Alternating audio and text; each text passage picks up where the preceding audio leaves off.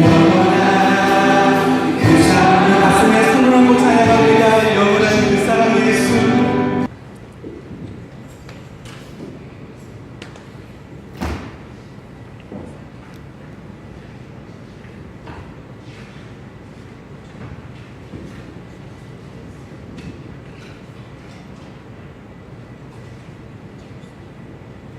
고맙고 감사하신 하나님 아버지, 복되고 거룩한 주님의 날을 허락하시고 새벽부터 오후 이 시간까지 찬양과 예배를 드리오니 기뻐 받아주시고 충만한 은혜로 채워주시옵소서. 하나님, 우리가 한동안 세상 속에 살면서 저희는 주님의 뜻대로 살지 못하고 내 뜻대로 내 감정대로 살아왔습니다. 이제부터라도 하나님께 회개하며 온전한 하나님의 자녀로 살아가게 도와주시옵소서. 하나님께서 세우신 성전에 자리가 너무 많이 비었습니다. 하나님께서 도우셔서 올해 차고도 넘치는 우리 교회 되게 하옵소서.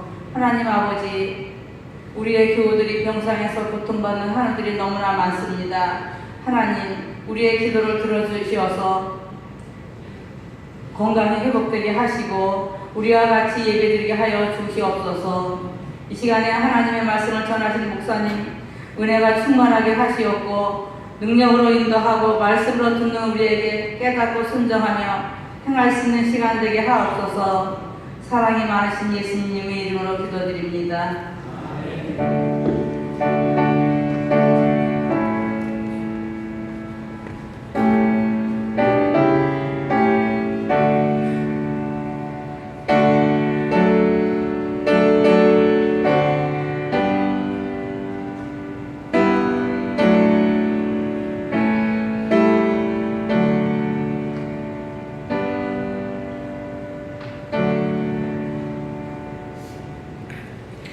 이제 우리 가운데, 저와 여러분들 가운데 성령님께서 함께 계셔서 듣게 하시고 감동케 하시고 또한 이해하게 하셔서 결단하는 거룩한 시간 되게 하실 줄로 믿습니다.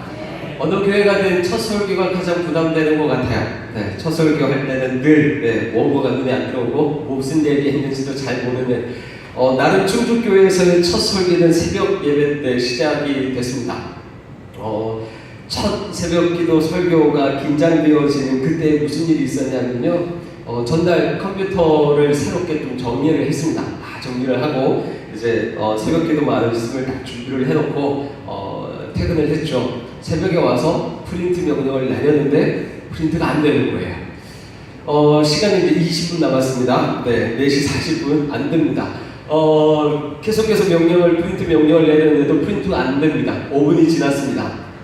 프린터기에서 바로 뽑아보자, USB로 바꿔서 프린터기에서 다이렉트로 직접 뽑는 명령을 내렸는데 프린트가 안 나옵니다. 10분 남았습니다. 큰일 났습니다. 점점 막 이게 심장은 뛰어오고요. 세상은 하얘지기 시작합니다. 부목사님을 불렀습니다. 부목사님 컴퓨터가 왜 그렇게 느린지 좀 빠른 걸로 바꿔주십시오. 근데 50분 됐는데 55분 됐는데도 아직 프린트가 안 나옵니다. 겨우 부목사님을 통해서 프린트를 딱 하고 따끈따끈한 원고를 딱 잡은 시간이 5시 정각입니다. 한 번도 보지도 못하고요. 오늘 무슨 말을 해야 되나 한 번쯤은 다시 보고 올라가야 되는데 그것도 못 보고 그냥 올라갔습니다. 그날 설교를 기억하시는 분들은 안 계시죠? 저도 기억이 안 납니다. 네, 그날 어떻게 했는지 모를 만큼 그렇게 첫 시간이 지나갔습니다. 오늘 오후 예배 말씀을 준비하면서 부목사님한테 여쭤봤어요. 1시 40분에 시작해서 2시 5분쯤 제가 마이크를 받은 거죠. 3시까지 설교를 하면 되죠? 물어봤습니다. 뭐라고 대답했을까요? 여러분들은 뭐라고 대답하시겠어요? 지금부터 3시까지 설교하면 되죠? 제가 기도했거든. 아멘 하고 크게 나오면 하나님께서 역사하시는 거고, 아니요 하면 좀 실망입니다. 저 기도 더 하겠습니다 라고 기도했는데 다시 물어보면 아멘 하실 것 같아서 어쨌든 오늘 설교는 하나님께서 역사하시는 대로 첫 설교라서 버벅거리기도 하고 기억도 안 나겠지만 아멘 하실 때 크게 아멘 하시고 썰렁한 농담하면 화만 내시지 아니하시는 걸로 해서 첫 설교는 넘어가는 걸로 하도록 하겠습니다. 말씀을 해보겠습니다. 예수님은 누구신가? 라는 질문 평생을 우리가 이 땅에서 예수님 앞에 가는 그날까지 우리가 해야 될 고민입니다. 정작 그 나라에 가서 천국 가서 예수님 못 알아보면 안 되니까 예수님은 누구신지를 끝까지 고민해야 되는 것이 바로 성도의 고민이고, 또한 성경의 전체적인 주제이기도 합니다. 한번 자신 한번 돌아보십시오. 예수님 믿으십니까? 예수님 잘 아십니까? 아멘. 우리가 예수님을 믿는 것, 예수님을 잘 아는 것, 이 땅에서의 최고의 은혜를 받았는 줄로 믿습니다. 그런데 우리가 이 은혜의 감격을 잃어버리지 않는 성도가 되어져야 한다라는 것이죠. 잃어버린다는 것은 어떻게 보면 다른 것에 시선을 두고 있다라는 것과 같은 겁니다. 다른 것을 붙들고 있을 때 전에 있었던 내가 뭐 가지고 있었지? 라는 것을 생각해 보게 되어집니다. 최근에 이사를 하면서 늘 이사할 때마다 버리는데 또 버려야 될 것들이 나오는 것이 참 신기합니다. 이게 언제 우리 집 붙어 있었지? 그러면서 또 버리고, 이사하면서 또 버리는 거.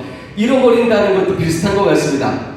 우리가 받은 은혜는, 하나님께 받은 은혜는 금고에 넣어두고 보관하는 은혜가 아니라는 겁니다. 금고에 보관해야 될 것은 땅에 있는 것들. 예를 들어서 뭐 지금 가방에 금덩어리 갖고 오신 분 안 계시죠?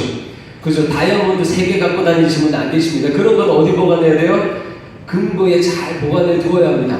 하나님의 은혜, 하늘에서 받는 은혜는 금고에 보관하는 것이 아니라 항상 손으로 만져야 되고 눈으로 보아야 되고 꺼내서 그 은혜와 가치를 점점 더 깊이 더 풍성하게 누리는 것인 줄로 믿습니다. 그러할 때 그 은혜가 점점 더 커지는 줄로 믿습니다. 그래서 시편 1편 말씀에도 이렇게 말씀합니다. 시편 1편 말씀에 복 있는 사람은 오직 여호와의 율법을 즐거워하여 그 율법을 주야로 묵상하는도다 라고 말씀합니다. 여호수아 1장 말씀에서도 이 율법을 내 입에서 떠나지 말게 하며 주야로 그것을 묵상하여 그 안에 기록된 대로 다 지켜 행하라. 그리하면 내 길이 평탄하게 될 것이며 내가 형통하리라 라고 말씀합니다.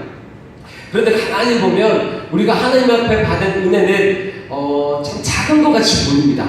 처음부터 큰 거 받는 것 같지 않습니다. 하나님께서 주실 때 정말 작은 걸로 주셔서 세상과 비교해 봤을 때 너무나도 오히려 가치 없는 것처럼 보이면서, 그래서 세상에 눈을 돌리게 되어지고 하나님의 것을 잃어버리게 되어지는 그런 것들이 좀 있어요.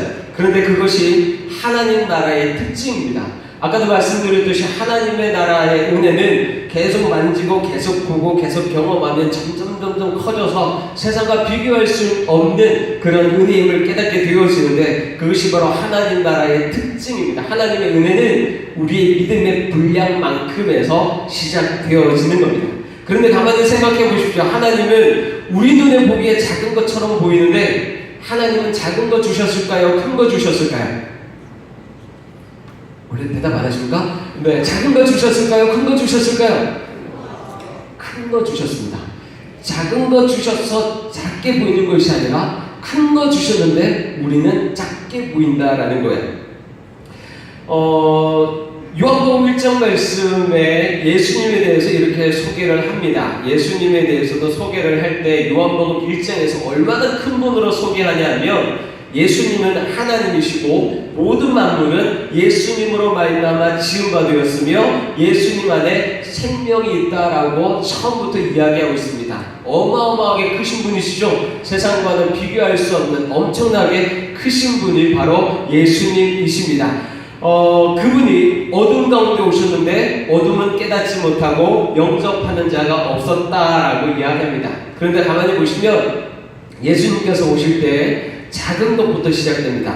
세례 요한의 예고, 그 작은 예고로부터 시작되어집니다. 세례 요한이 먼저 예수님께서 오실 길을 예배하면서 요단강에서 세례를 베풀면서 예수님을 소개하고 있고요. 또 한쪽에서는 보이지 않는 한 곳에서는 예수님이 그렇게 준비되어져 가고 있는 상황을 생각해 보시면 됩니다. 세례 요한이 예수님께서 자기에게 물세로 받으러 오시는 것을 보고 이렇게 이야기하죠. 보라, 세상 죄를 지고 가는 하나님의 어린 양이로다.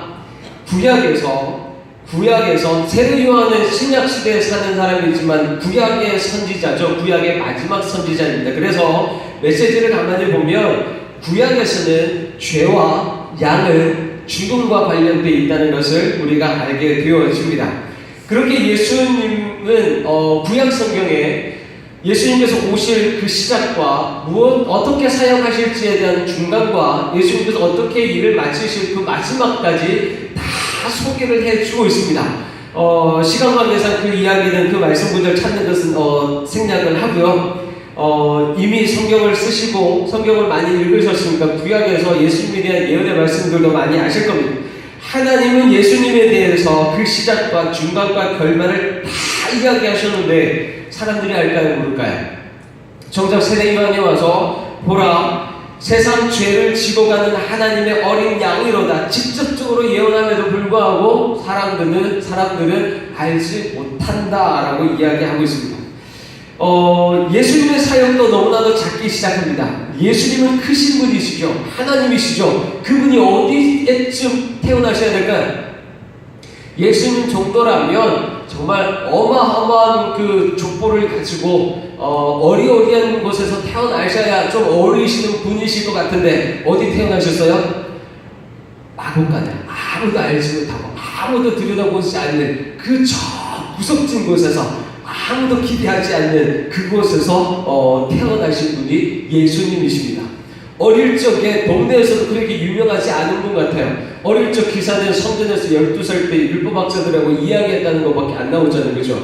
동네에서 좀 유명했으면 그래도 예수님 사역하실 때 동네 사람들이 제 어릴 때부터 싹 보면 안다고 어릴 때부터 좀 특별했어라고 인정받을 텐데 동네에서 인정받지 않는 예수님, 그래서 먼저 들고 나가보시는 예수님을 보시잖아요. 어릴 적에 예수님이 살던 동네에서도 그렇게 별로 기대받지 못하는 목수의 아들이니까 그저 평범한 그런 아이로 자랐던 것 같습니다. 예수님께서 제자들을 부르실 때도 특별한 사람들 안 뽑습니다. 시험 치고 오디션 봐서 앞으로 뭔가 큰일 할 만한 사람들 뽑아서 한 120명 좀 작죠? 한 12,000명 딱 조직 만들어서 큰일을 하시면 뭔가 대단한 일을 하실 것 같은데 지나가다가 저기 고기 잡고 있는 어부 부르십니다. 지나가시다가 마태 세리를 부르십니다. 사람들이 다 쳐다보지도 않냐고 인정하지도 않냐고 오히려 욕하는 그런 사람들을 부릅니다. 더 신기한 건 하나님께서 아시면서 가룟 유다까지 그 12명의 제자 안에 포함시키시는 하나님의 섭리를 보게 되어지죠.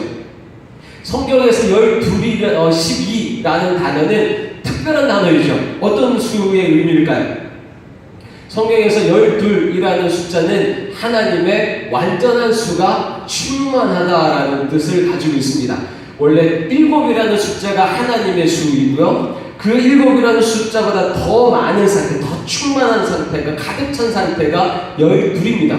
그런데 12개, 우리가 보기에는 커요, 작아요? 우리가 보기에 12개, 이게 12명 가지고 뭐 하시게? 참 작게 시작하시죠. 그러나 하나님은 절대 작게 뽑으신 분이 아니라 하나님의 완전함으로 뽑았다라는 것을 가르쳐 주고 있습니다. 우리 눈에는 그것이 작게 보이죠. 예수님의 첫 번째 표적도 그렇게 작습니다. 예수님의 첫 번째 표적이 뭐죠? 가나 혼인잔치에서 물을 포도주로 바꾸는 거죠. 포도주를 물로 바꾸시는 거 아니죠? 네. 역시 안 웃으시는군요. 대답도 안 하시고 아까 화만 안 내시는 걸로 하겠습니다. 자, 가나 혼인잔치에 참석한 사람들이 막 기뻐서 축하하고 기뻐하고 술로 막 흥을 돋우고 있는데 술이 떨어졌어요. 큰일이 난 거죠.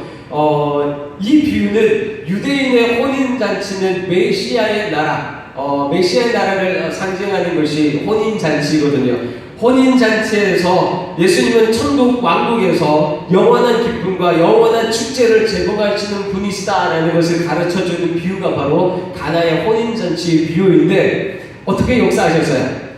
사람들이 앞에 보는 데서 여기다가 막 항아리 쌓아놓고 착 하고 변화 바꾸셨어요. 아무도 보지 않는 곳에서 보셨어요. 아무도 보지 않는 곳에서 종들만 보고 종들만 해야 하는 구석진 곳에서 그 기적을 행하십니다. 하나님의 나라는 절대 작은 것이 아닌데 우리의 믿음의 분량만큼 작게 보이면서 시작된다는 것입니다. 예수님께서 이렇게 행하신 이유가 어디에 있다라고 여러분들은 생각하십니까? 오늘 요한복음 6장의 말씀을 함께 살펴보려고 합니다. 예수님께서 제자들을 시험하십니다. 시험은 왜 볼까요? 이 사람들이 잘 알고 있는지 못 알고 있는지 그래서 분명하게 정답을 가르쳐 주려고 시험을 칩니다. 함께 6장 2절 말씀을 같이 한번 읽어보도록 하겠습니다. 6장 2절입니다. 큰 무리가 따르니 이는 병자에게 행하시는 표적을 보았음이로라. 예수님은 지금 큰 무리가 자기를 따르는 이유를 알고 계십니다. 사람들이 예수님을 따르는 이유가 뭐라고요? 병자들에게 행하시는 표적을 보았기 때문입니다. 우리가 예수님 앞에 나아가는 이유가 이 단계에 머물러 있으면 안 되죠. 이 이유 때문에 하나님 앞에 나아가긴 하지만 이 이유 때문에 여기에 머물러 있으면 하나님이 원하시는 바까지 가지 못합니다. 예수님은 큰 무리가 자기 일을 따르는 이유를 아셨습니다. 그래서 뭔가를 가르쳐 주려고 합니다. 요한복음 6장에 배경되는 명절은 4절에 이렇게 기록하죠. 마침 유대인의 명절이 유월절이 가까운지라. 유월절 명절은 어떤 절기일까요? 출애굽한 날을 기념하면서 모세와 같은 선지자 하나님께서 보내주시는 메시아를 기다리는 절기가 바로 유월절 절기입니다. 그래서 유월절 절기에는 자기 집을 떠나서 광야로 나가게 되어집니다. 예수님께서 지금 그 상황을 만드시고 있는 거예요. 유월절 절기입니다. 수많은 사람들이 지금 마을이 아닌 광야 구름지대 예수님 앞에 큰 무리가 나왔습니다. 마치 어떤 그림 같으세요? 출애굽 같은 그림이 그려지십니까? 머릿속에 구약의 출애굽 유월절 그 날을 지나서 지금 이스라엘 큰 민족이 광야로 애굽 그 좋은 집 다 버리고 지금 광야로 아무것도 없는 곳으로 나와 있다. 하나님만 따라서 광야로 나와 있는 그 그림을 그려보시면 됩니다. 거기에서 필요한 것이 무엇일까요? 그래서 예수님은 떡이라는 것으로 시험 주제를 출제하십니다. 빌립에게 묻습니다. 우리가 어디에서 떡을 사서 이 사람들을 다 먹이지? 라고 빌립에게 이야기합니다. 뭐라고 대답해야 될까요? 뭐라고 대답할까요? 답이 있는 걸까요? 지금 사람들 남자들만 세하여서 5,000명, 남자, 여자, 어린아이, 어르신들 다 포함하면 뭐 몇만 명 되겠죠. 갑자기 며칠 전부터 많은 사람들이 올 건데 먹을 거 준비하라고 지금 지시한 것도 아니고 한참 설교하시다가 점심때도 지나고 저녁 먹을 때쯤 돼서 빌립에게 갑자기 물어봅니다. 이 사람들 어떻게 먹이지? 라는 질문에 답을 낼 수 있을까요? 못 낼까요? 못 내죠. 아무리 수학적으로 계산해도 사람들한테 얼마 거둔다 하더라도 이 사람들을 못 먹입니다 라고 이야기할 겁니다. 빌립이 참 점잖게 이야기한 것 같죠? 빌립 마음은 어땠을까요? 차분하게 이야기했을까요? 예수님 앞에 아주 정중하게 이야기했을까요? 예수님, 우리가 아무리 계산해도 사람 못 먹입니다. 그렇게 했을까요? 원래 어려운 시험 문제 받으면 학생들 마음 어때요? 차분하게 문제 풀까요? 막 열받으면서 문제 풀까요? 도대체 선생님은 나를 어떻게 이렇게 어려운 문제를 내실지 막 열받겠죠? 다 시험 쳐봤으니까 여러분들도 아실 거예요. 그죠? 어려운 시험 나가면 우리 안에 왠지 모르게 막 분노가 일어나요. 왜 이렇게 어려운 시험 내셨지? 빌립은 대답을 참 정중하게 한 것 같지만 속에서 막 열불 났을 거예요. 폭발했겠죠. 마치 출애굽한 이스라엘 백성들이 광야에서 물도 없고 먹을 것도 없고 고기가 없어서 불평하는 그런 모습 동일하게 지금 빌립하고 지금 예수님의 대화 사이에 그려지고 있는 겁니다. 6절 같이 한번 읽어보실까요? 6절입니다. 이렇게 같이 하겠습니다. 이렇게 말씀하시면 신이 어떻게 하실지를 아시고 빌립을 시험하고자 아심이라. 아멘. 예수님은 빌립이 어떻게 생각하고 어떻게 행동하고 어떻게 말할지를 다 아셨어요. 다 아시면서도 시험하시는 거예요. 아까 시험을 왜 친다고요? 정확하게 알게 해주려고 시험 친다라고 말씀드렸습니다. 이미 예수님은 지금 상황이 출애굽한 상황, 유월절 상황임을 배경으로 깔고 있습니다. 그래서 출애굽 말씀을 통해서 이스라엘 백성들에게 가르쳐줬던 것처럼 쓴물을 단물로 바꾸시는 하나님, 고기가 먹고 싶을 때 메추라기로 먹이시는 하나님, 광야에서 모든 필요를 채우시는 하나님을 배웠고 그렇게 알고 있고 그 하나님을 섬기고 있는 이 상황에서 예수님이 지금 그 상황에 대해서 시험을 치고 있는데 빌립은 나름대로 대답하기를 한 200데나리온도 부족하지 않을까 생각합니다. 말씀으로 대답하는 것이 아니라 다른 것으로 대답을 합니다. 지금 빌립 안에는 뭐가 있다는 거예요? 하나님의 말씀이 있는 것이 아니라 자기 계산이 들어있다는 거예요. 하나님의 말씀, 하나님의 능력이 있는 것이 아니라 자기 이 땅의 원칙들이 지금 안에 가득하다라는 거예요. 이것은 빌립뿐만 아니라 지금 예수님께 나온 우리 2절을 읽었죠. 큰 무리가 따르는 병자에게 행하신 표적을 보았습니다. 그들도 지금 같은 생각으로 예수님 앞에 나와 있다라는 것을 가르쳐 주고 있습니다. 사랑하는 성도 여러분, 예수님은 어떤 분이십니까? 예수님은 하늘에서 만나를 그때도 내리셔서 먹이실 수 있는 분이신 줄로 믿으십니까? 그때에 안드레가 누군가의 도시락을 받아서 오죠. 뭐 들어있을까요? 그 도시락 안에 물고기 2마리와 보리떡 5개가 들어있습니다. 안드레가 가지고 오면서 예수님은 이것으로 이 모든 사람을 다 먹일 수 있는 전능하신 하나님이십니다. 믿음으로 갖고 왔을까요? 그냥 갖고 왔을까요? 안드레는 장난삼아 갖고 왔어요. 빌립은 아무리 계산해도 안 나오고 안드레는 그 상황에 약간 장난기 있는 성격이라 아이가 가지고 있는 거 예수님 우리 다 뒤져봤는데 이거밖에 없습니다 라고 가지고 온 믿음 없이 그냥 장난삼아 가지고 온 그 태도가 안드레의 태도였습니다. 그것까지 다 아시는 예수님께서 하늘에서 만나를 내리는 것이 아니라 그 아이 손에 있었던 그 조그마한 것으로 축사하시고 떼어서 다 먹이시는 놀라운 기적, 큰 일을 행하셨는 줄로 믿습니다. 그 예수님을 오늘도 우리가 함께 믿음으로 바라보아야 할 줄로 믿습니다. 그리고 다 먹고 거둔 조각이 12바구니, 아까 12이라는 숫자의 의미를 가르치셨죠. 아주 작은 도시락이었지만 하나님은 충분하게 배불리 먹으셨고 12바구니나 거두신 큰 일을 행하신 하나님이시다라는 것을 가르쳐줍니다. 사람들이 알았을까요? 몰랐을까요? 이제 그 놀라운 기적을 경험했습니다. 사람들이 분명하게 알았을까요? 몰랐을까요? 사람들이 그래도 모릅니다.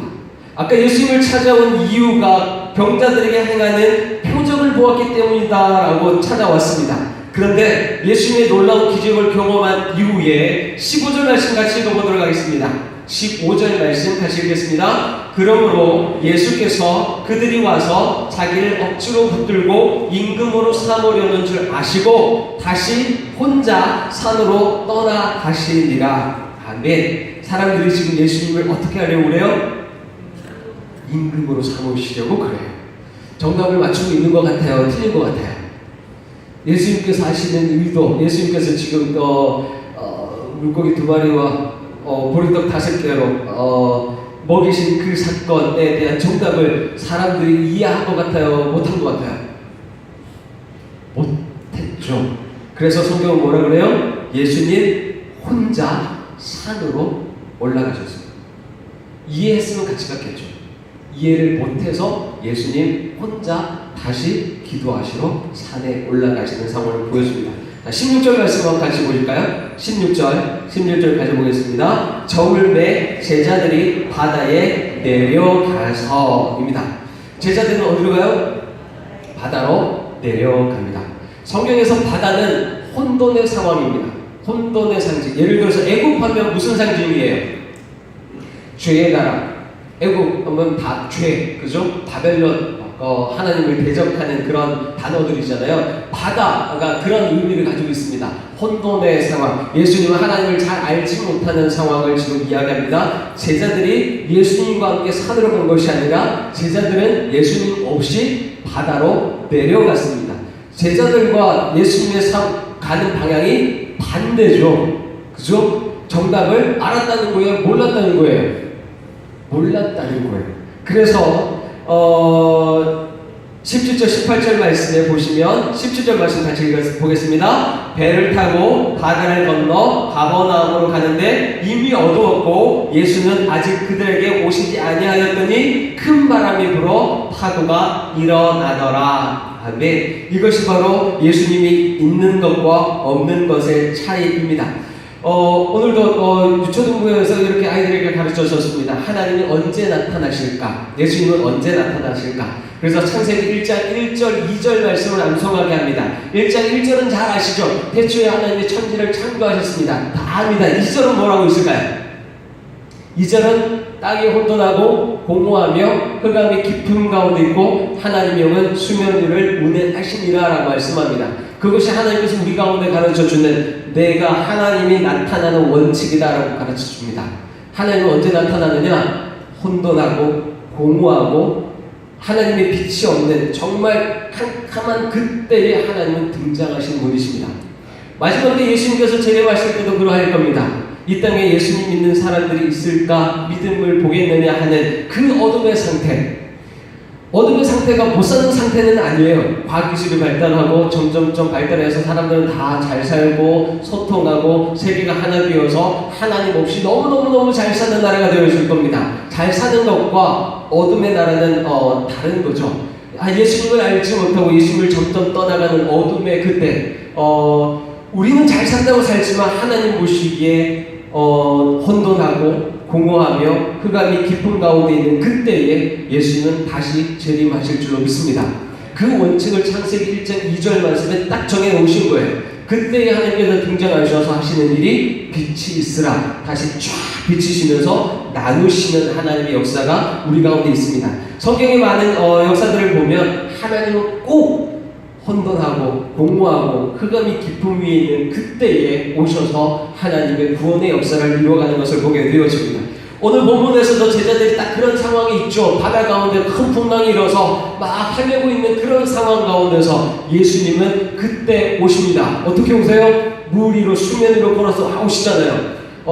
하나님의 약속의 말씀하고 똑같죠. 쫙 올 때 사는 제자들이 뭐라고 불러요?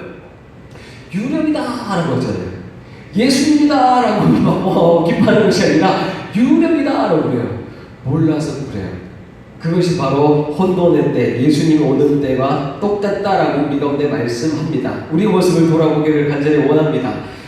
19절 말씀에 제자들은 노를 저어서 10여리쯤 가다가 예수께서 바다 위로 걸어오실 때 가까이 오심을 보고 두려워하더니 라고 말씀합니다. 제자들 자기 노력으로 바다를 건너가겠죠. 어부가 몇 명인데 거기서 살아온 자기들의 삶이 얼마나 되는데 그거 하나 못 건너가겠어요. 근데 하나님이 건너가게 할까요? 못 건너가게 할까요? 못 건너가게 하시죠. 아무리 자기 힘으로 갈 수 있어도 하나님께서 풍랑을 조금 더 세게 요만큼 갔으면 다시 바람 불어서 빠꾸 시켜놓고 열심히 가는데 빠꾸 시켜놓고 누가 하고 있는 거예요? 하나님이 하시고 있는 거예요. 뭐 하려고요? 예수님을 제대로 알게 하시기 위해서 그 상황 가운데 놓으시고 있는 거예요. 그때 예수님께서 오시는데 반응이 유령이다 라고 하는 거예요. 근데 예수님이 이렇게 말씀합니다. 뭐라고 말씀하세요? 20절 같이 읽겠습니다. 시작! 이르시되 내니 두려워하지 말라 하시는데 놀라운 단어를 씁니다. 나다 라는 단어를 쓰십니다. 여러분 보통 나다라는 단어 누구한테 쓰는 단어예요? 누구한테 쓰는 단어예요? 가족한테 쓰는 단어예요. 그죠? 옆집 가서 막 부르는데 누구세요? 나다 그러면 뭐라고 그래요? 혼나요. 오나요 들어요. 나다라는 단어는 가족에게 쓰는 단어입니다. 예수님께서 제자들에게 나다라고 말씀합니다. 오늘 우리 가운데서도 예수님께서 여러분들 향해서 나다라는 음성이 들려지기를 주님의 이름으로 축원합니다. 그 나다라는 말에 너와 나는 가족이야 라는 그 의미가 포함되어 있는 겁니다. 예수님께서 나다라는 말을 알아듣는 사람들은 가족이라는 뜻입니다. 옆집 가서 나예요 그러면 안 열어주죠. 가족 아니라는 뜻입니다.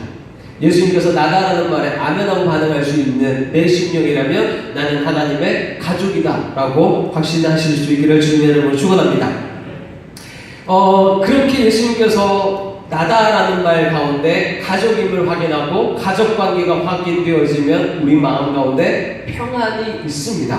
그죠? 문 밖에서 도둑이 막 모이면서 누구세요? 나다! 라고 하면 누구지도 모르겠고 막 두려움이 쿵쿵 하는데 바깥에서 톡톡톡 누구세요? 나다! 아빠 목소리 들리고 엄마 목소리가 들려봐요. 두려움이 싹 사라지는 평안의 상태. 예수님께서 오셔서 지금 제자들에게 평안을 주십니다. 결국에 예수님께서 함께 하실 때에 나타나는 반응은 21절에 이렇게 가르쳐 줍니다. 같이 읽겠습니다. 이에 기뻐서 배로 영접하니 배는 곧 그들이 가려는 땅에 이르렀더라. 할렐루야. 예수님께서 계시는 것과 예수님께서 계시지 않는 상태가 분명하게 비교되어지죠. 예수님께서 계시지 아니하실 때는 바다의 풍랑으로 가고자 하여도 제자리고 가고자 하여도 제자리고 늘 거기 가운데 힘들어 방황하고 있는 그 상황이지만 예수님께서 오시자마자 되어지는 일들이 기뻐하게 되어집니다. 예수님을 영접합니다. 나다라고 했는데 엄마 아빠 못 들어오게 문 잠그는 애들 있을까요? 크게 잘못하지 않는 이상은 그죠? 문을 열어줍니다. 영접합니다. 그리고 그들이 가려는 땅에 이르렀더라 라고 말씀을 합니다. 사랑하는 성도 여러분, 예수님께서 이 땅에 오신 이유는 하나님의 뜻을 이루시고 하나님의 영광을 나타내기 위함이신 줄로 믿습니다. 또한 그것은 우리에게도 가르쳐 주시고 우리와 함께 하나님의 뜻을 이루어 가시기를 기뻐하시는 줄로 믿습니다. 예수님께서 하나님의 뜻을 이루시기 위해서 우리에게 말씀합니다. 우리의 중심을 바라보십니다. 우리에게 오병이어를 부탁하실까요? 믿음을 부탁하실까요? 예수님은 우리 가운데 있는 오병이어를 보실까요? 믿음을 보실까요? 믿음을 보시는 줄 믿으십니까? 그런데 우리의 정말 실생활에서는 믿음으로 순종하는 것이 참 어렵습니다. 우리가 습관적으로 나오죠. 우리는 오병이어를 꺼내면서 이것밖에 없습니다. 그래서 그 뒤에 숨으려고 합니다. 이것 때문에 못하고요, 저것 때문에 못하고요, 막 그런 핑계들 속에서 숨으려고 하는, 말로는 믿음입니다 하지만 꺼낼 거는 아무것도 없어서 다시 숨어버리는, 다른 것을 붙들고 있으면 안 됩니다. 오직 믿음만 붙들고 있으면 하나님은 전능하신 분, 결코 우리의 필요 때문에 하나님이 일하시고 못하시는 것이 아니라 하나님은 하나님의 능력과 하나님의 가진 것으로 우리 가운데 역사하시는 줄로 믿습니다. 그 믿음으로 하나님을 붙들 수 있는 저와 여러분들이 되어지기를 주님의 이름으로 축원합니다. 결코 없는 것, 그 작은 오병이의 뒤에 숨어서 변명하고 핑계하는 우리 모습을 버려야 할 줄로 믿습니다. 오늘 말씀은 오직 믿음으로 예수님이 내 안에 계실 때 기쁨이 있다는 것을 가르쳐 줍니다. 그 예수님이 우리 안에 있을 때 주님께서 원하시는 곳으로 가게 되어진다라고 가르쳐 줍니다. 구약에서도 하나님은 만나를 먹이면서 이스라엘 민족을 광야에서 인도하십니다. 어디로 인도하셨을까요? 하나님이 인도하셔서 약속하신 가나안 땅까지 인도하시는 분이신 줄로 믿습니다. 동일하게 오늘도 예수님이 우리와 함께 하시면서 예수님은 생명의 떡이다라고 말씀합니다. 생명의 떡을 먹고 한 걸음 가다 보면 우리는 하나님의 나라 천국까지 이르게 되어지는 줄로 믿습니다. 사랑하는 성도 여러분, 예수님이 누구인지 아시겠습니까? 그럼 질문 한번 해보도록 하죠. 제가 누구인지 아시는 분 계십니까? 선택이 참 애매하죠. 네. 일단은 저는 이제 저 마트 가면 여러분들 잘 모르지만 여러분들은 마트에서 저를 보면 아실 거예요. 그래서 저 빙 돌아가실 거예요. 그죠? 네. 자, 그런데 그것이 아는 걸까? 한 2주 동안 그런 게 있어요. 결석하신 분 전화를 많이 했더니 교회 전화라서 안 받으시고, 네, 다 그래요. 우리만 그런 게 아니라 제가 핸드폰으로 전화해도 안 받아요. 왜 안 받으시죠? 제 번호를 몰라서 그래요. 그래서 제 번호는 010-2530-6396입니다. 이렇게 가르쳐 드렸는데 전혀 반응 안 하세요. 그죠? 메모리도 안 하시고. 다음에 전화하도, 일단 또 모르는 번호라도 안 받으실 거예요. 당분간 계속 그러실 것 같은데. 자, 이렇게 이야기해서 가르쳐 드리면 저를 아는 거예요? 모르는 거예요? 이렇게 막 얘기하면 저를 아는 걸까요? 모르는 걸까요? 안다라고 하는 것은 정말 얇은 지식일 뿐입니다. 그렇죠? 아는 거는 제가 여러분들 막 사진 막 찾아보고 이름 외우고 막 그러면서 이제 한 번, 두 번 이름하고 막 짚고 나오고 알아가게 되어질 겁니다. 그거는 아는 건 아니죠. 아는 거는 정말 만나서 대화하고 인격이 오고 가고 어떤 사건들이 오고 가면서 서로가 그렇게 끈끈하게 연결이 되어져야 안다라고 이야기할 수 있는 것처럼 예수님을 아는 것, 우리가 그런 관계로 나아가야 할 줄로 믿습니다. 예수님은 뭐라고 말씀하십니까? 생명의 떡이다 라고 가르쳐 줍니다. 생명의 떡은 금고에 넣어야 될까요? 매일 먹어야 될까요? 매일 먹어야 된다. 그죠? 오늘 교회에서 점심 많이 드셨죠? 일주일 동안 안 드셔도 사실 수 있겠죠? 네. 오늘 교회에서 주일 말씀 많이 들으셨죠? 은혜 많이 받으셨죠? 일주일 동안 안 들어도 사시겠죠? 대답은 잘하세요. 그런데 우리의 진짜 삶은 다시 말씀에서 떠나지고 기도에서 떠나지고 그 영적인 은혜 가운데 떠나지는 우리의 삶의 모습을 보게 되었습니다. 어렵지 않습니다. 생명의 떡이라고 말씀하셨을 때 생명의 떡, 밥 먹듯이 하나님의 말씀, 하나님과 관계들을 친밀하게 해가시면 그 떡은 정말 작은 떡 같지만 우리 가운데 생명을 주는 놀라운 떡인 줄로 믿습니다.